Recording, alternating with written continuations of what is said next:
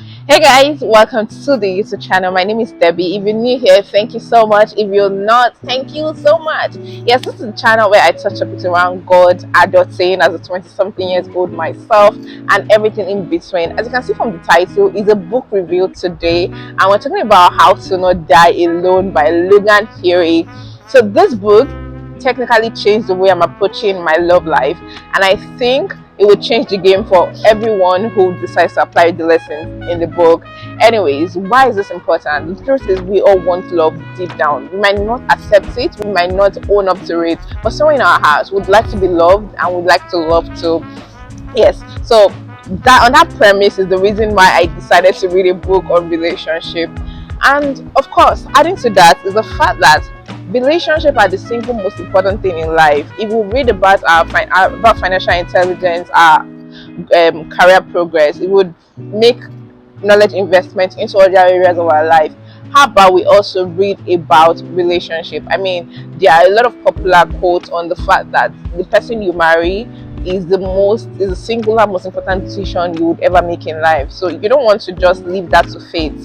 Love does not always just happen. There is a science to love, and yes. So this book by Logan Hury uses behavioral science to explain the concept of love. Logan Hury is a consultant at Hinge. For those who don't know, Hinge is a dating app that helps people find their significant others. Yes, and she's written this book, and a lot of research has gone into it. I mean, she's an alumni of Harvard. In the book, Logan Hury explored reasons why dating is hard in our age and time. And my top tip on why dating is hard in our age and time is the paradox of choice. So let's take, for instance, if you had only the option of either a black or a white, it's so easy for you to go for a black or white. But if you had an array of clothes in your wardrobe, okay, pink, beige, every color, you might just wake up and be overwhelmed by the choice. So bringing it back to dating, in the olden days and the 18th and 19th century, people didn't know a lot of people. They were not connected to a lot of people by social media as we are now. So it was easy. You grew up marrying maybe your next door neighbor, your church member, or anybody at all. But right now we've got a choice. We've got options. We can literally decide to go outside of our culture as long as we can connect with them. And the reason why dating is hard, according to the book, is the individualism over family values. In the 18th and 19th centuries, people actually got married based on maybe both families wanted to merge their businesses together for economic reasons and all of that.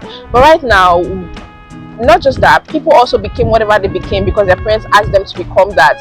But right now, we get to choose our career, we get to choose everything, and also we get to choose who becomes our significant other.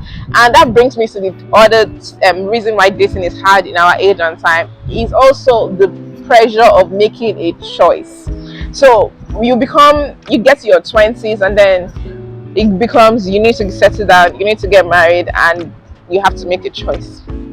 So yeah, the pressure of the choice is another reason why dating is hard in our age and time. Now that we've talked about the reasons why dating is hard in our age and time, let's talk about my top tips from the book. The first tip I got from the book is know your loophole.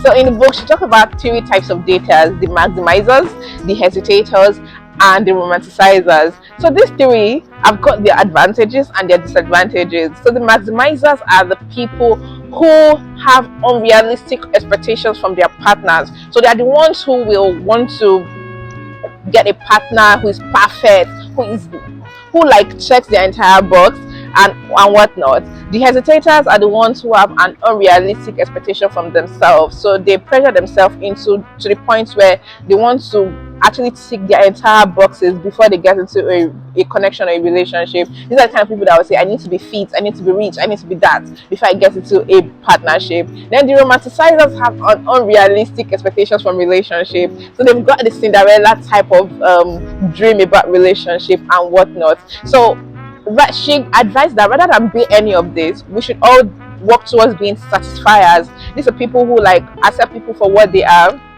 and make the most of make the most of our relationship. Second tip I got from this book is don't let perfect be an enemy of great. Many times we meet people who could be good partners, but because they don't check our entire list, because they are not perfectly our perfect fits, we let go of them. But it shouldn't be the case. The third and most important tip I got from the book is stop looking for prom dates. Look for life partners. So a prom date is somebody who looks good for the pictures, who dresses well, who is cool, who everybody wants to be with. But a life partner is somebody who is going to hold your bag while you are in the hospital, who is going to make hard decisions for you, who will take care of your parents alongside you, somebody who will love your family even when you are not there. That's what a life partner is. Somebody who is going to co-parent with you. So rather than looking at the physical, she advised that we actually we look beyond the physical, more like look at the character, look at the person, look at the person's grades, look at the person's commitment to what they are doing, and all of that. Yes, now that we're done with the tips I got from the book, she recommended a few things when we finally decide to start dating. Number one, always go on a second date. And here's why it's important to go on a second date. Going on a second date helps us to bypass the fundamental attribution error. This is a situation where we make a behavior a personality trait. So what I'm saying in essence is, let's say a person came late for the first date. You're like, oh, this is the kind of person that's going to waste my time for the rest of my life. No, there could be gazillions of reasons why the person showed up late on that day. So going on a second date gives them an opportunity to actually show who they truly are. Okay, sorry, we had to switch places. So the third tip she advised when it comes to actually moving into dating proper. Logan Huey advised that we forget the spark. In her defense, she says the spark is BS, and this is because the spark is the butterfly you mostly feel for a prom date, and a life partner is a decision that you make realistically. Last and final tip she gave on when it comes to dating proper is to decide and not slide.